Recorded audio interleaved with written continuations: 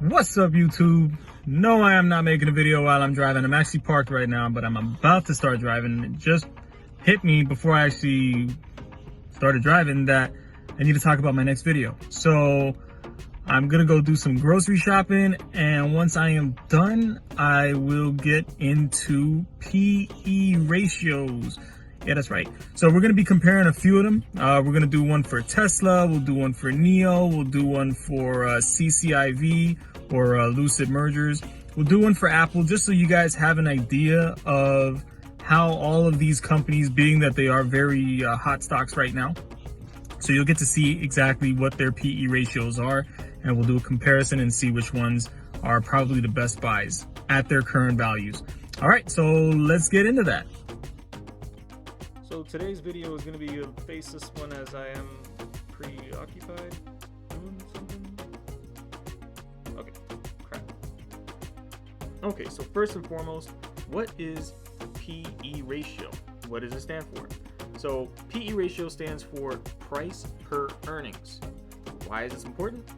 Because you want to know if you're going to be paying a premium for a company or a stock, or if you're getting it at a discounted rate, meaning is something overbought, overvalued, or is it undervalued, meaning you're going to get it at a good cost. So let's kind of break down how to find out what the PE ratios are for companies. So there are 4 steps involved to finding out the price per earnings. First thing you have to do is look at a company's net income on a single year or 4 quarters of earnings. All right, so their total combined earnings for the entire year. Second thing you have to do is divide that number by the amount of shares the company currently has. Once you do that, that number will give you the earnings per share, EPS. Okay, so you're not at the price per earnings yet. Finally, once you get that number, divide the cost per share, or the current share price, by the earnings per share, or the EPS, and you will get your PE ratio.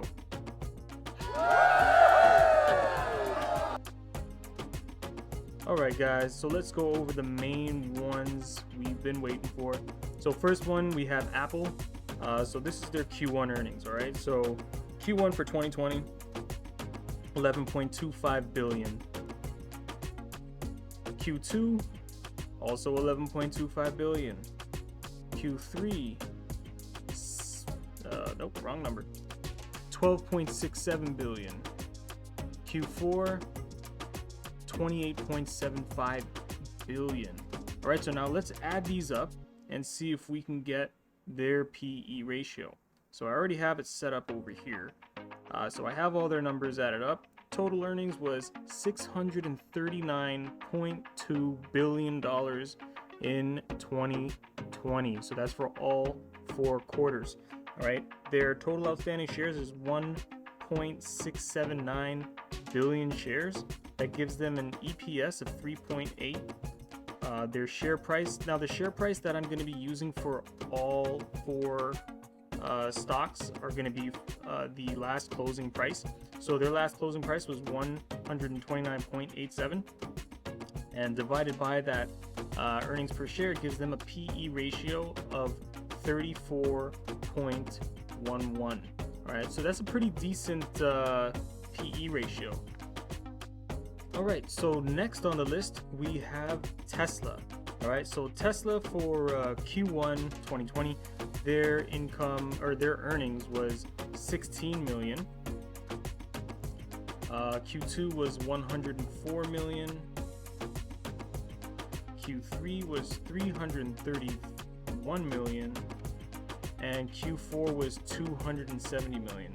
Now, once we go through their numbers to get their PE ratios, you guys are going to be incredibly surprised, but we'll talk about that towards the end. So here's their numbers. All right, so we had 116 million, I'm sorry, 160, or was that 16 million? Yeah, my bad, 16 million. All right, Q2, 104 million. Q3 331 million, Q4 270 million. So their total earnings was $721 million. Their shares outstanding right now is 959.85 million. So their earnings per share is 0.75. All right, so now you divide that by their current you divide their current share price, which at the closing on Friday was $781.30. So divided by their earnings per share, that gives them a PE ratio of 1,040, which is freaking insane. There's no other company out there that you're gonna find with a PE ratio that high. Now, in a normal world or a perfect world, that would be the stupidest investment you can ever make. Like, you'd have to be a complete moron to buy their stock in a totally different galaxy. All right, everybody knows Tesla has so many different verticals, and they're just a beast with what they do. So you can't just go based on the fact that they're a tech company. You can't simply go based on the fact that they're automotive. You can't simply go based on the fact that they have SpaceX. Like, you have to look at everything combined before you actually, before you actually judge the stock. So, yeah, I mean, Tesla is just on some crazy juice. All right, so next on the block, we've got NIO. Now, NIO Q1 2020, they were at negative 243 million. All right, let's see how they did in Q2. A little better, negative 170 million. Q3, negative 174 million. Now, we already have them set up here, but now their next earnings report for Q4 2020 is not coming out until the 1st of March, so it's just like about a week and a half away. All right, so that still puts them in a negative for their earnings for 2020. The amount of shares that they have right now is 1.56 billion shares. So they've got a lot of shares that are out there. Their earnings, negative 0.3.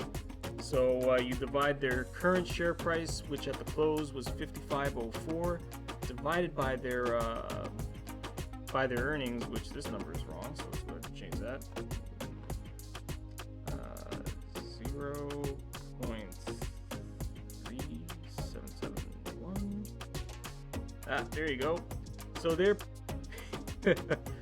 their PE ratio is minus 145.956. I think that is just as crazy as Tesla's, but completely opposite. But then again, you know, NIO does have well, if you actually look at Tesla from back in the day, I mean, they were also negative. Like, they were just deep red. It took them time before they actually got out of that and went positive. And now look at them. So you can't really judge NIO by this.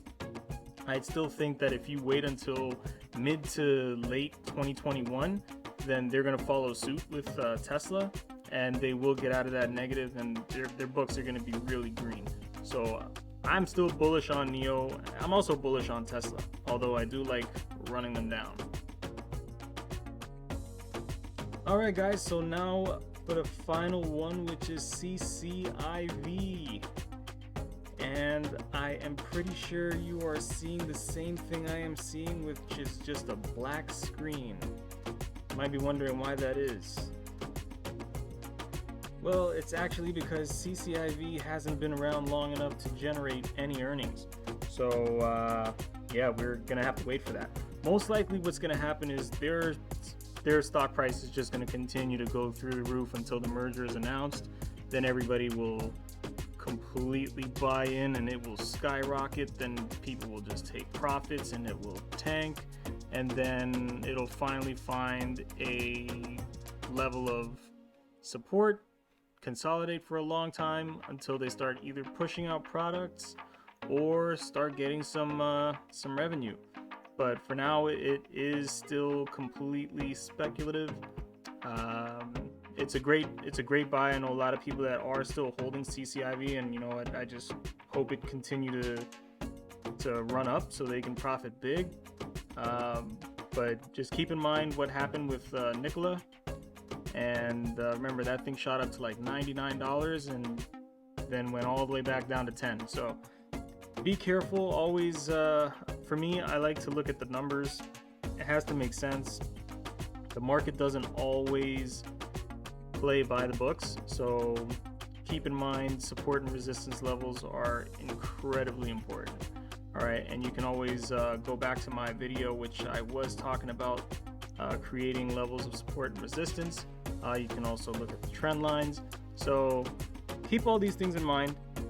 We got a pretty big week coming up ahead, so hopefully CCIV's merger announcement will take place tomorrow. Otherwise, you can look for another pullback bigger than what we saw on Friday. I kind of do hope it does have a little bit of a correction. This way I can also get in at a better price. All right, well, I hope this was helpful. If you feel it was, then go ahead and click that like button, subscribe if you're new, and I'll see you guys in the next one.